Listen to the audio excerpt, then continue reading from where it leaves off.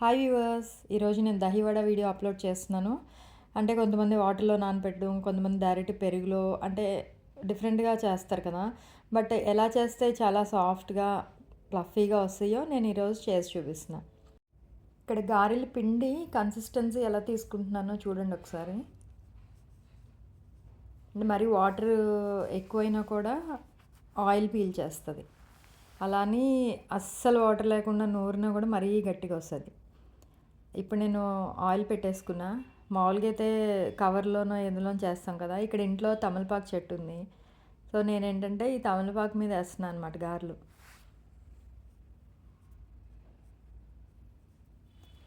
చూసారు కదా ఎలా వేస్తున్నాను.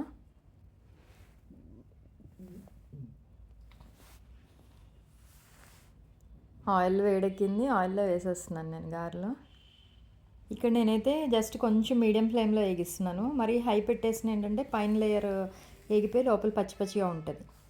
ఈ వేగే లోపల పక్కన నేను కొంచెం కర్డ్ తీసుకున్నా బాక్స్లో, వెడల్పాటి బాక్స్లో కర్డ్ తీసుకొని కొంచెం సాల్ట్ వేసుకొని, అది సాల్ట్ కొంచెం సరిపోతుంది ఎందుకంటే గారెలో ఆల్రెడీ సాల్ట్ ఉంటుంది కదా. వేసుకొని ఇది కొంచెం నేను మజ్జిగలా చేసుకుంటున్నాను. అంటే మరీ పల్చ మజ్జిగ కాదు. ఇప్పుడు వేడివేడి గారెలు తీస్తున్నాను కదా, ఈ తీసినట్టు ఆ మజ్జిగలో వేసేస్తున్నాను అనమాట. మనం నెక్స్ట్ గారెలు వేగే లోపలే ఇవి ఆ మజ్జిగ పీల్చేసుకొని కొంచెం నానిపోతాయి. సో మధ్యలో ఒకసారి వెనక్కి తిప్పేసుకుంటే రెండో సైడ్ కూడా నానుతుంది బాగా. అంటే యాక్చువల్గా వేసినట్టు డైరెక్ట్గా ఈ మజ్జిగలో వేసేస్తున్నాను నేను ఆ వేడి మీదే. ఆ వేడి మీద వేసేస్తే చాలా బాగా మజ్జిగ పీల్చుకొని చాలా ఫ్లఫీగా వస్తాయి. ఇప్పుడు ఈ గారెలు వేస్తుంటే నాకు ఐడియా వచ్చింది, గారెల షేపుల్లోనే ఎందుకు రౌండ్గా చిన్న చిన్న పునుగుల్లాగా వేద్దామని చెప్పి అలా కూడా ట్రై చేస్తున్నాను నేను.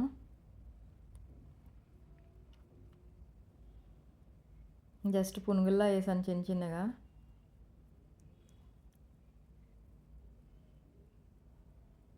మనకి పిండి కూడా ఫ్లఫీగా ఉంటే గారెలు కూడా బాగా వస్తాయి ఎప్పుడు కూడా.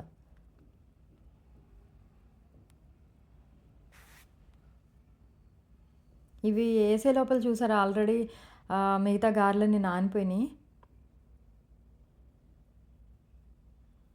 అంటే చాలా తొందరగా నానిపోతాయి అన్నమాట.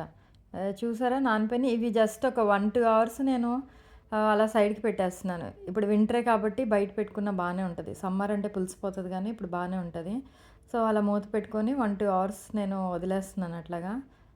అవి మజ్జిగ అంతా పీల్చుకొని చాలా ఫ్లఫీగా అవుతాయి. కొంచెం రెండో సైడ్ కూడా వెనక్కి తిప్పేసి మూత పెట్టేస్తున్నాను నేను. ఇప్పుడు తాలింపు వేసుకుంటున్నాను.